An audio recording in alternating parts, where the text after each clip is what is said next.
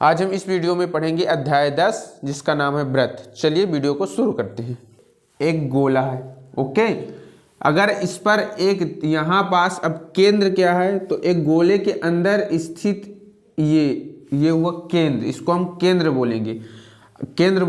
अगर केंद्र से केंद्र से अगर कोई रेखा यहाँ से यहाँ तक खींच दे, यहाँ से यहाँ तक खींच दे तो ये त्रिज्या कहलाएगी। ठीक है, इसे हम त्रिज्या कहेंगे, इसे हम केंद्र कहेंगे। और व्यास किसे कहेंगे, तो इसे हम व्यास कहेंगे। तो यानी वृत्त के केंद्र से जाने वाली रेखा वृत्त का व्यास कहलाती है। तो व्यास क्या है, वृत्त के केंद्र से होकर जाने वाली रेखा वृत्त का व्यास कहलाती है। तो चाहे आप इस तरह खींचें, चाहे आप इस तरह खींचें, या चाहे आप इस तरह खींचें, तो ये वृत्त के केंद्र से होकर जाने वाली रेखा व्यास कहलाती है। जीवा किसे कहते हैं, तो जीवा की अगर हम बात करें तो जीवा यानी वृत्त की परिधि, ये हुआ एक जीवा हुई, यानी वृत्त की दोनों परिधि को मिलाने वाली रेखा जीवा कहलाती है। वृत्त की दोनों परिधियों को, तो ये एक परिधि यहाँ से यहाँ तक दो परिधि को मिला दी, फिर यहाँ से यहाँ तक परिधि को मिला दी, यहाँ से यहाँ तक परिधि को मिला दी। इसलिए यानी जीवा किसे कहते हैं, यानी वृत्त की परिधि को मिलाने वाली रेखा वृत्त की जीवा कहलाती है। तो यहाँ से, ठीक है, अब समझ में आया परिधि क्या है, तो इसे हम परिधि कहेंगे। किसे, ये जो सर्किल है ना ये वाला, इसे हम परिधि कहेंगे, वृत्त की परिधि कहेंगे। क्षेत्रफल, परिधि, त्रिज्यखंड, दीर्घ वृत्तखंड आगे हम पढ़ेंगे क्या है। तो वृत्त लिखेंगे तो इसको हम वृत्त इस तरह मान लेंगे। त्रिज्या का अगर करने चाहें तो इसे हम r से दर्शाते हैं, और ये त्रिज्या अगर होगी तो ये केंद्र से होकर इतने जाएगी, इसे हम त्रिज्या कहेंगे। केंद्र किसे कहेंगे, ये गोला होगा और गोले के बीच में एक बिंदु होगा, इसे हम केंद्र कहेंगे। ठीक है, व्यास किसे कहेंगे, तो व्यास को अगर हम कहते तो ये वृत्त के केंद्र से होकर जाने वाली रेखा वृत्त का व्यास कहलाती है। तो व्यास को हम d से दर्शाते हैं, और d बराबर होता है 2r, यानी कि d बराबर हम लिख सकते हैं 2 गुणे त्रिज्या। तो d का जो सूत्र होता है, यानी व्यास का जो सूत्र होता है वो होता है d बराबर 2r। अब जीवा क्या है, तो जीवा ये यहाँ से यहाँ तक हुई, और यहाँ से यहाँ तक हुई, ये फिर यहाँ से यहाँ तक, ये यहाँ से यहाँ तक, ये हुई वृत्त की जीवा।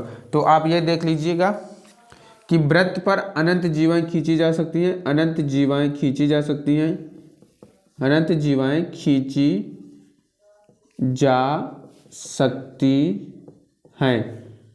ठीक है, लेकिन वृत्त की सबसे बड़ी जीवा, वृत्त की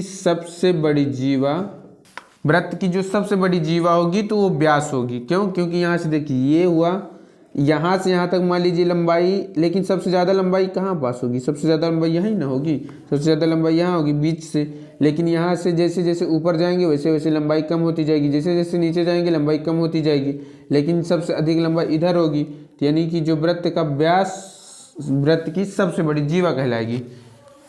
तो आप सूत्र लिखेंगे, तो त्रिज्या को हम r से दर्शाएंगे, केंद्र को हम o से दर्शा देते हैं, व्यास को d से दर्शाएंगे, तो व्यास बराबर 2 गुणे त्रिज्या होता है। जीवा, परिधि का सूत्र जो होता है वो होता है 2πr, परिधि का सूत्र होता है 2πr। ये परिधि इसे कहेंगे, ये जो किनारे वाला है इसे हम परिधि कहेंगे, और इसका जो सूत्र होगा वो होगा 2πr। और जो ये क्षेत्रफल किसका लिखा है, ये वृत्त का क्षेत्रफल लिखा, तो वृत्त का क्षेत्रफल का जो सूत्र होता है वो होता है πr²। तो वृत्त का क्षेत्रफल का सूत्र हुआ πr²। परिधि का इसे ही कहेंगे, तो इसका भी सूत्र लिख सकते हैं 2πr, जो हमने ऊपर लिखा है। अब ये दीर्घ वृत्तखंड क्या है, लघु वृत्तखंड क्या है, त्रिज्यखंड क्या है, तो अब हम यहाँ जानेंगे ये दीर्घ वृत्तखंड क्या है, कि ये दीर्घ वृत्तखंड क्या है। तो ये हुआ एक गोला, ठीक है, ये मान लो एक वृत्त हुआ। अगर हम इसको एक जीवा के द्वारा काटेंगे, अगर जीवा के द्वारा काटेंगे तो वृत्तखंड कहलाएगा। अगर हम त्रिज्या के द्वारा काटेंगे तो ये होगा त्रिज्यखंड कहलाएगा। अगर हम जीवा के द्वारा काटेंगे तो ये वृत्तखंड कहलाएगा।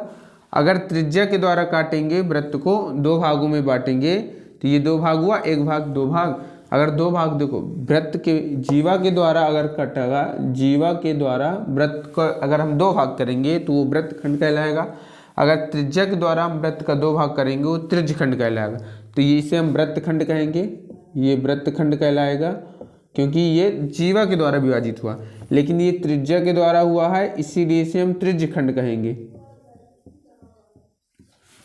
ठीक है, ये देखिए ये अधिक है इसीलिए दीर्घ वृत्तखंड है, और ये कम है इसीलिए लघु वृत्तखंड है। इसी प्रकार ये बड़ा है इसीलिए दीर्घ त्रिज्यखंड है, ये छोटा है तो लघु त्रिज्यखंड है। इस प्रकार हमारा ये त्रिज्यखंड हो गया कंप्लीट। वीडियो पसंद आया तो वीडियो को लाइक कीजिएगा, चैनल पर नए हैं तो चैनल को सब्सक्राइब कीजिए।